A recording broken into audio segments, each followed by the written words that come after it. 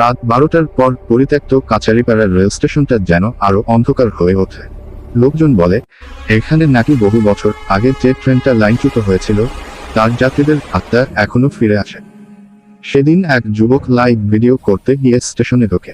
বাতাস হঠাৎ ঠান্ডা হয়ে যায়, চারপাশে যেন কেউ হাঁটছে কিন্তু মানুষ নেই। ক্যামেরায় হঠাৎ ট্রেনের হুইসেল ধরা পড়ে, অথচ লাইনে কোনো ট্রেন নেই।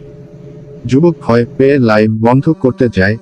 ঠিক তখন ক্যামেরায় দেখা যায় প্ল্যাটফর্মের শেষ মাথায় দাঁড়িয়ে আছে 5-6টা পোড়া মুখের মানুষ, ধীরে ধীরে তার দিকে এগিয়ে আসছে।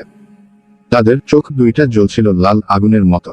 যুবক দৌড়াতে যায়, কিন্তু পেছনে থেকে ঠান্ডা একটা হাত তার কাঁধে পড়ে। ট্রেনে ওঠো, আমাদের যাত্রা এখনো শেষ হয়নি। পরের দিন স্টেশন মাস্টার শুধু একটা জিনিস খুঁজে পান, যুবকের মোবাইল, যেখানে শেষ ফ্রেমে দেখা যায় সেই পুরা মুখগুলো একদম ক্যামেরার সামনে দাঁড়িয়ে। হ্যালো বন্ধুরা, এরকম ভয়ঙ্কর ভিডিও দেখতে চ্যানেলটা সাবস্ক্রাইব করুন।